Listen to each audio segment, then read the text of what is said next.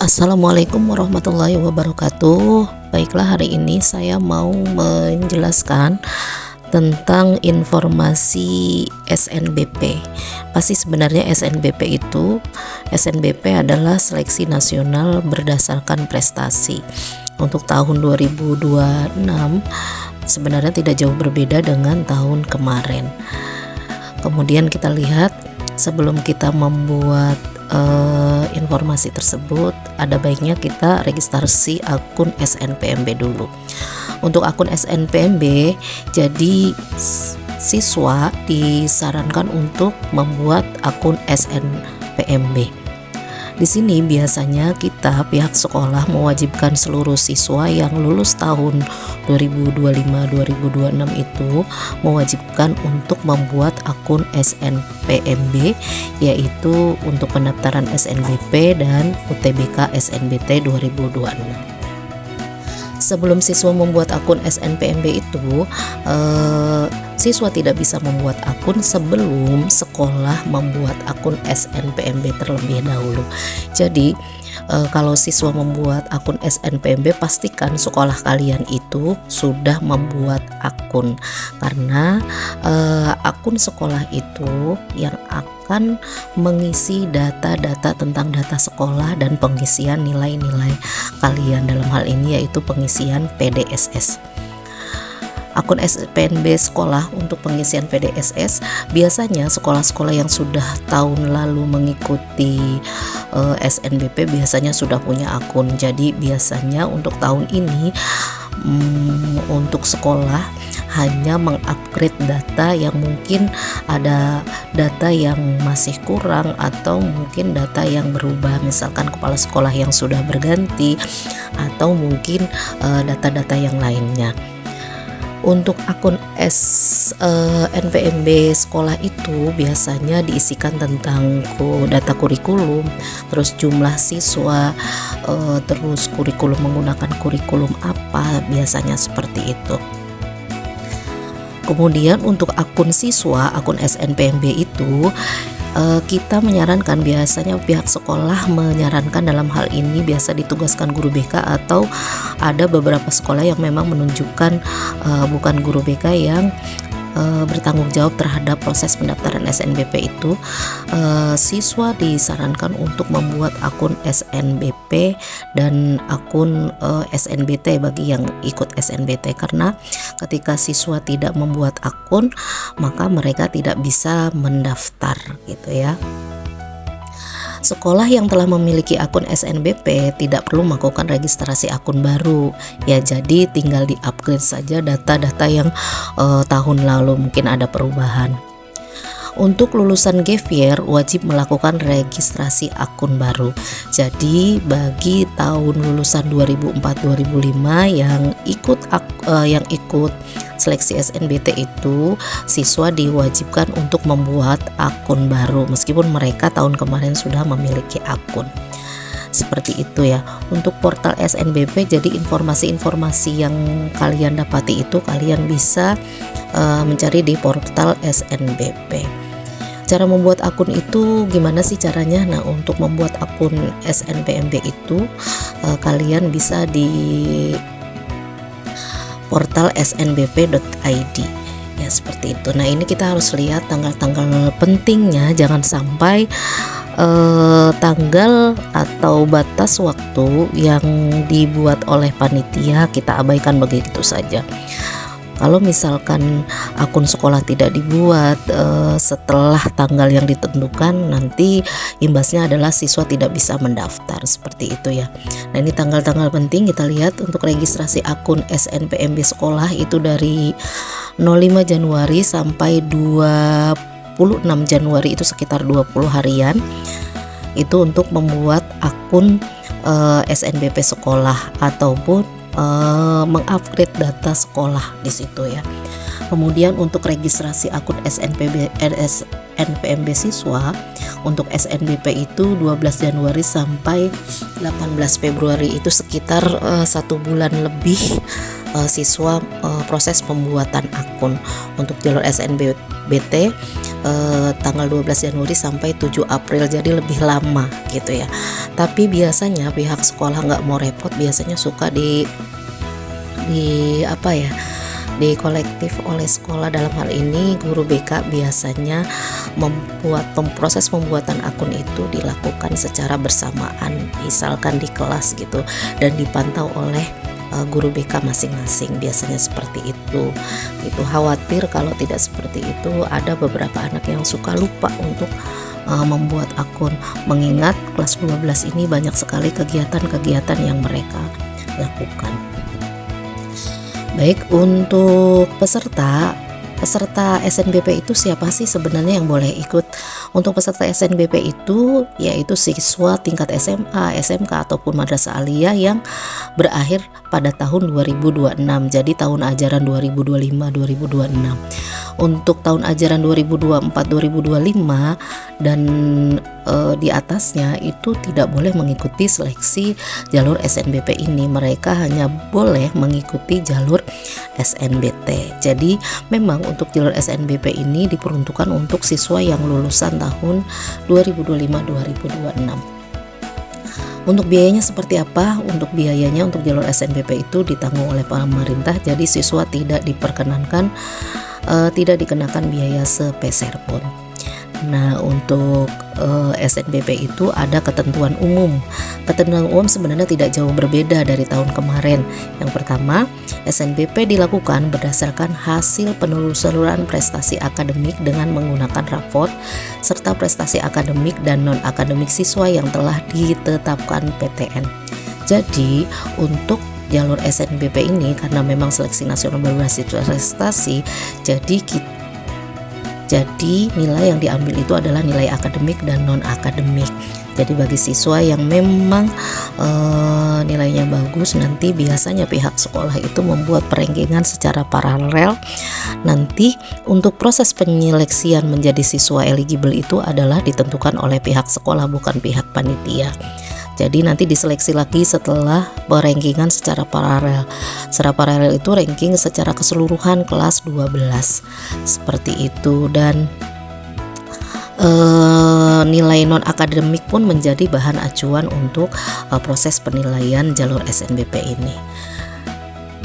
Yang kedua, sekolah mengikutkan siswanya dalam SNBP. Yang pertama, syarat sekolah itu bisa mengikuti SNBP adalah si sekolah memiliki pokok sekolah nasional atau nomor pokok sekolah nasional atau NPSN. Kalau sekolah kalian yang belum memiliki NPSN, nah itu berarti tidak boleh mengikuti jalur SNBP. Yang kedua, pengisian nilai rapot siswa yang eligible yang biasa disingkat dengan pangkalan data sekolah dan siswa atau PDSS dengan lengkap dan benar. Ini biasanya diisi oleh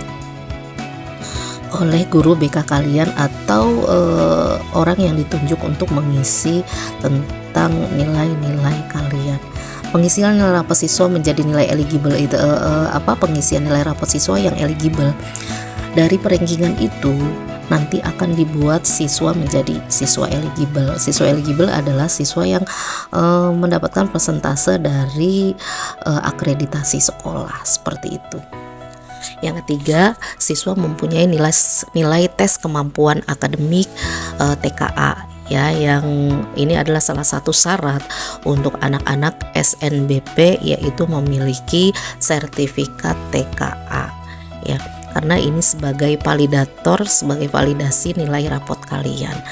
Nanti panitia ada alat ukurnya gitu ya, antara nilai rapot yang dikirimkan oleh pihak sekolah dan hasil TKA kalian. Yang keempat, sekolah harus memiliki akun SNPMB sekolah untuk pengisian PDSS, karena kalau sekolah tidak memiliki akun SNPMB, mereka tidak bisa mengisi nilai-nilai siswanya gitu ya. Ini ketentuan secara umum. Ketentuan secara umum yang kelima adalah siswa harus memiliki akun SNPMB siswa, yaitu untuk mendaftar SNBP.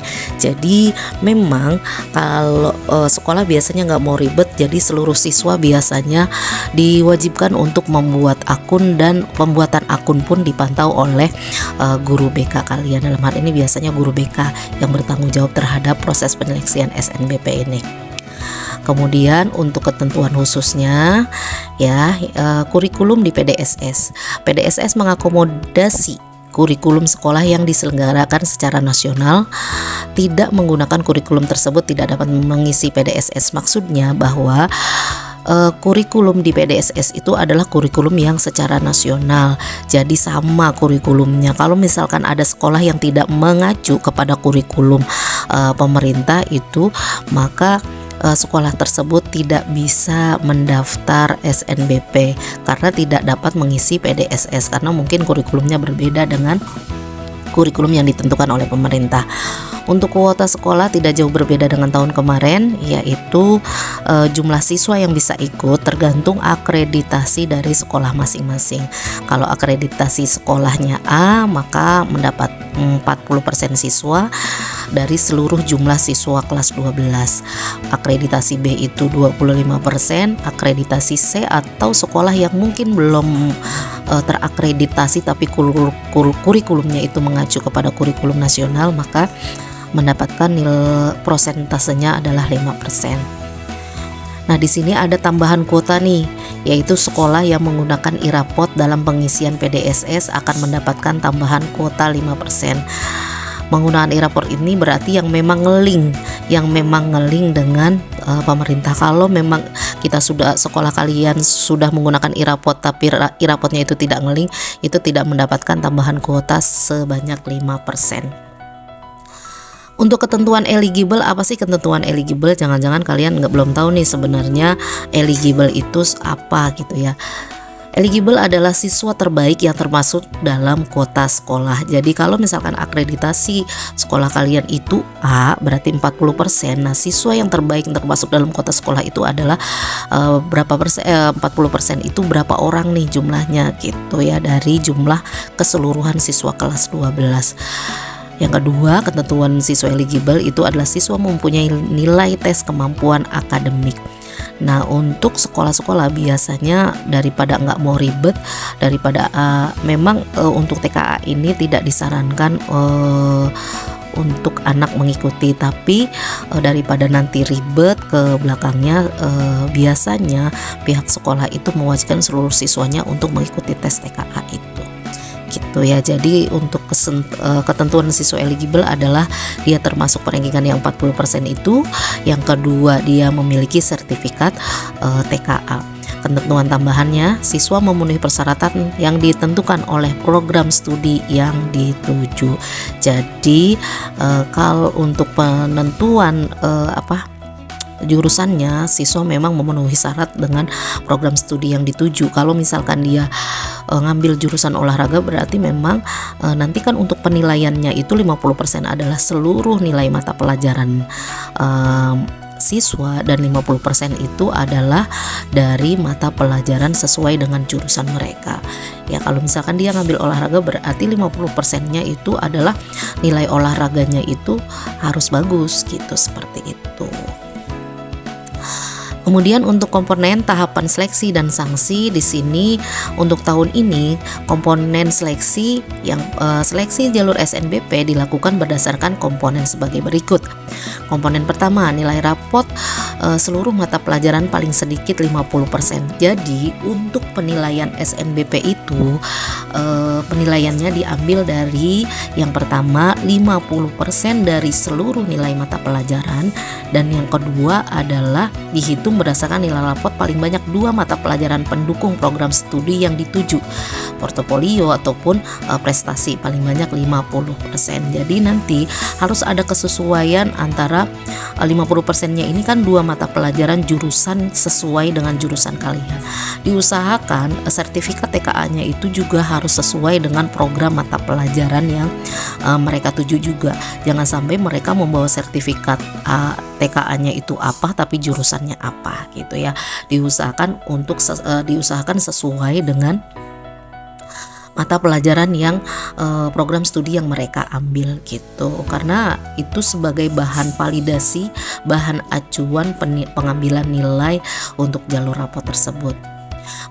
Komposisi presentasenya adalah komponen pertama dan komponen kedua ditetapkan oleh masing-masing PTN ya. Jadi mungkin ada beberapa PTN yang berbeda, tapi memang komposisi seleksinya panitia SNPMB itu menetapkan 50% itu seluruh mata pelajaran dan 50%-nya itu adalah mata pelajaran pendukung program studi yang mereka ambil gitu. Kemudian untuk tahapan seleksi dilakukan dengan harapan sebagai berikut. Yang pertama, peserta diseleksi berdasarkan urutan pilihan program studi. Yang kedua, jika tidak lulus pada seleksi pilihan program studi pertama, peserta akan diikutsertakan pada seleksi pilihan program studi kedua. Jadi untuk tahapan seleksi itu panitia biasanya melihat pilihan pertama dulu, semuanya dipilih, dinilai. Kalau misalkan masuk kriteria di tahapan pertama itu, di pilihan pertama, berarti anak itu bisa lolos. Tapi kalau seandainya di pilihan pertama itu anak tidak masuk kriteria kelulusan setiap masing-masing kampus, maka tahap kedua atau pilihan kedua itu menjadi acuan gitu. Pernah nggak sih kampus hanya memilih tahapan pertama? Pilihan pertama, kalau misalkan di pilihan pertama memang sudah memenuhi kuota, otomatis ya pilihan kedua tidak akan dilihat. Tapi kalau misalkan masih kurang kuotanya, akan melihat pilihan kedua, seperti itu. Untuk sanksi seperti apa? Sekolah yang terbukti melakukan kecurangan dapat dikenai sanksi hingga pembatalan ke peserta pada SNPP tahun berikutnya.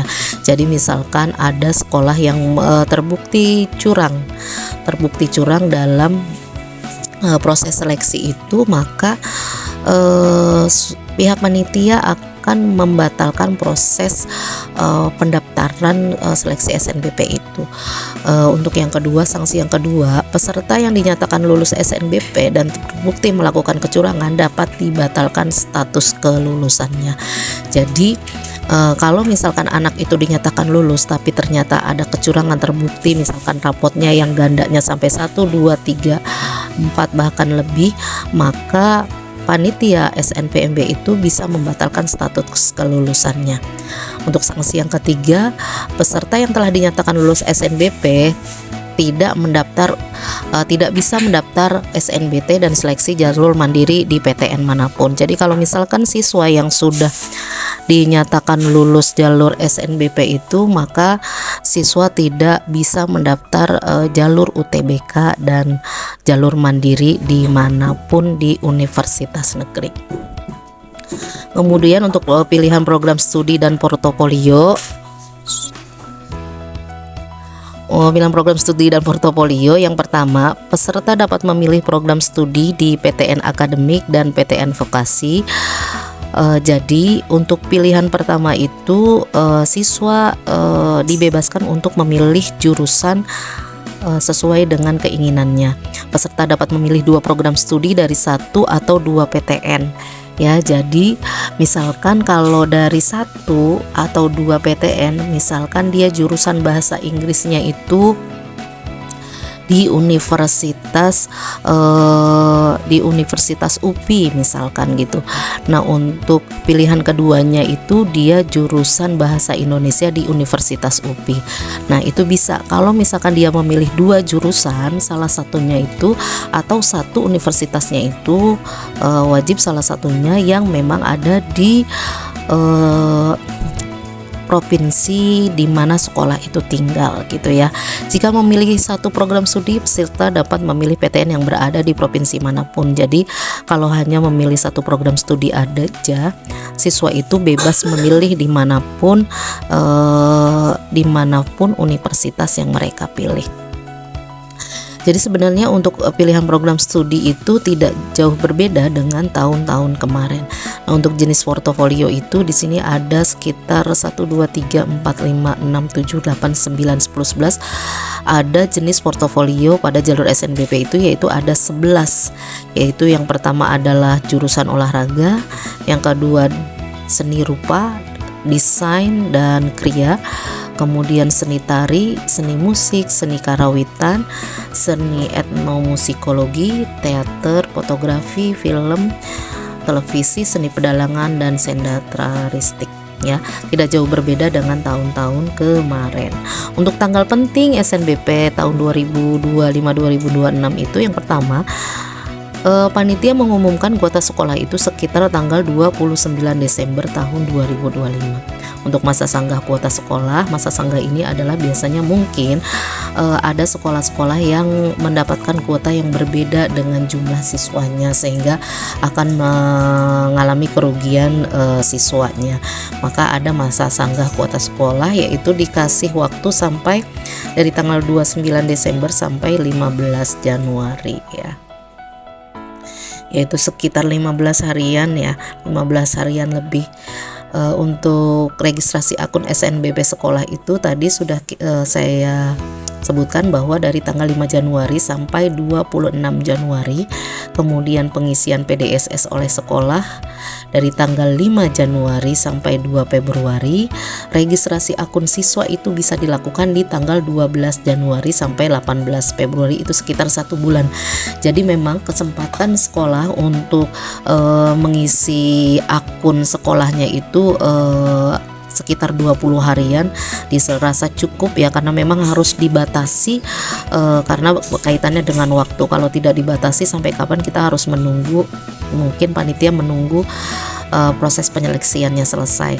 Kemudian untuk pendaftarannya itu hanya 15 hari atau 2 minggu. Pendaftaran SNBP itu dilakukan hanya 2 minggu, yaitu tanggal 3 sampai 18 Februari. Pengumuman hasilnya itu tanggal 31 Maret, dan masa unduh kartu peserta SNBP itu bisa dilakukan dari mulai tanggal 13 sampai tanggal 30 April. Oke, dari sini hanya itu yang bisa saya sampaikan tentang informasi SNBP. Mungkin kalau misalkan nanti ada pertanyaan bisa kalian chat secara pribadi. Dari saya cukup sekian, mudah-mudahan bermanfaat. Dari saya cukup sekian, wassalamualaikum warahmatullahi wabarakatuh.